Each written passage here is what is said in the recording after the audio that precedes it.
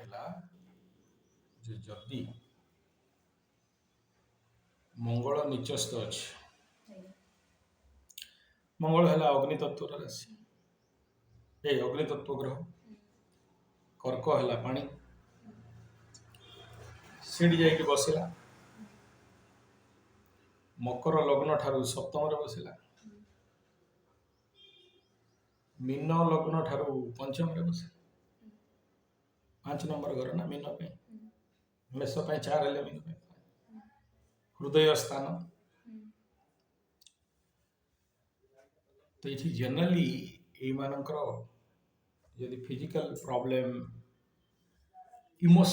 Emotion ଘରେ ମଙ୍ଗଳ, ଇମୋସନରେ ମଙ୍ଗଳର କ'ଣ କାମ? ପଞ୍ଚମ ହୃଦୟ ସ୍ଥାନ ମଙ୍ଗଳର କ'ଣ କାମ? କେତୁର କ'ଣ କାମ? ସେଠି ନଟ୍ ସାଟିସ୍ଫାଏଡ୍। ତ ଯଦିଓ ବି ସେଇଟା ମିତ୍ର ଅଟେ, ମଙ୍ଗଳ ଆଉ ଚନ୍ଦ୍ରମା ଚଳିବ, କିନ୍ତୁ ବଡିରେ ଗୋଟେ ଡ୍ରାଇନେସ୍ ଆସେ, ଠିକ ଅଛି। ଏବଂ ଏଇ କଣ୍ଡିସନରେ କ'ଣ ହୁଏ, ଲୋକର ମଙ୍ଗଳ ଯଦି ଡାଉନ୍ ଥିବ ତାହେଲେ ମେହନତ କରିପାରିବନି। ମଙ୍ଗଳଟା ହେଉଛି ଆମର କାମ କରିବା ବାଲା ଗ୍ରହ, ପାୱାର ଦେବା ବାଲା ଗ୍ରହ, ଠିକ ଅଛି। ସିଏ କାମ କରେଇ ପାରେନି। ତ ସେଇ କଣ୍ଡିସନରେ କ'ଣ କରାଯିବ? ଦୁଇଟା ଜିନିଷ, ଗୋଟେ ମଙ୍ଗଳର ପୋଜିସନ ଗଲା, ଦ୍ୱିତୀୟ ପ୍ରୋବ୍ଲେମ କ'ଣ ନା ମୀନ ହେଲା ଜଳୀୟ ରାଶି, କର୍କ ହେଲା ଜଳୀୟ ରାଶି। ଜଳୀୟ ଲଗ୍ନ ରାଶି ହେଲେ ମଧ୍ୟ ଯଦି ଏଇଠି ଏଇଭଳିଆ ପ୍ଲାନେଟ ବସି ଯାଆନ୍ତି, ବଡିରେ ୱାଟର ଆବଜର୍ପସନ କ୍ୟାପାସିଟିଟା କମିଯାଏ। ତାକୁ ଆମେ ରେମେଡି କ'ଣ ଦଉ ନା, ତମେ ମାନେ ପ୍ରତିଦିନ ପକ୍ଷୀମାନଙ୍କ ପାଇଁ ଚାଉଳ, ମୁଗ, ମାଣ୍ଡିଆ, ବିରି, କୋଳଥ ରଖିବ, ପାଣି ରଖିବ ଏବଂ ତାଙ୍କ ପାଇଁ ସେଲ୍ଟର ବନେଇବ।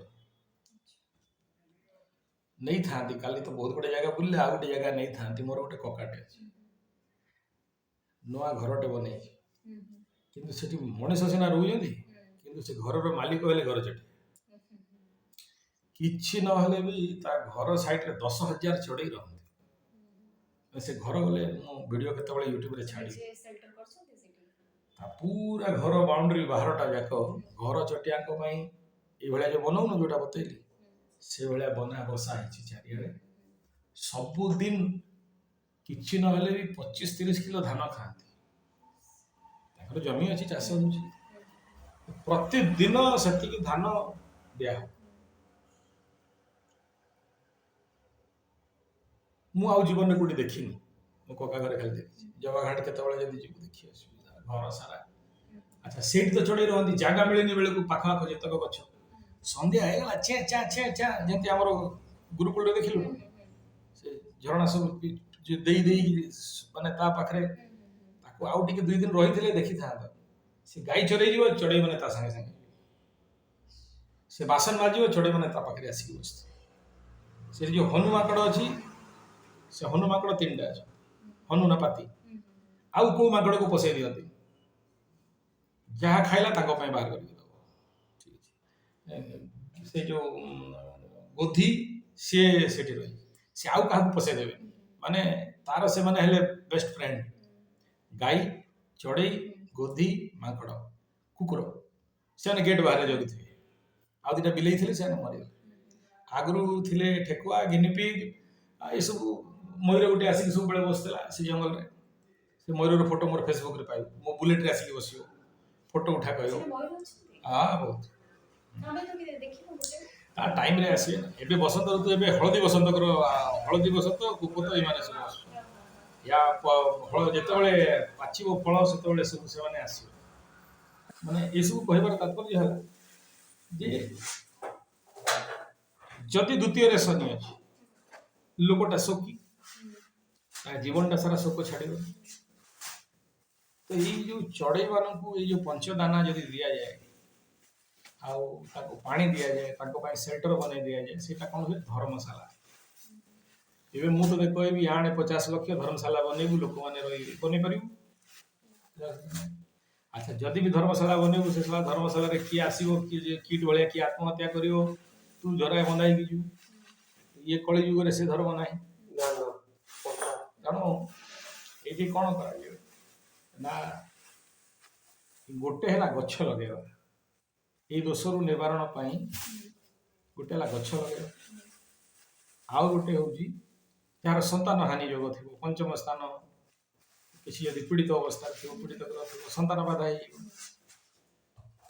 ହବନି ବୋଲି ନୁହଁ, କିନ୍ତୁ ପୀଡ଼ିତ ଗ୍ରହ ବସିଲା କିମ୍ବା ଅଷ୍ଟମାଧିପତି ହେଇକି ବସିଲା, ସେଇ କଣ୍ଡିସନରେ ପିତୃଦୋଷ ବନେଇକି ସେଠି ଛୁଆ ପିଲା ହୁଏ।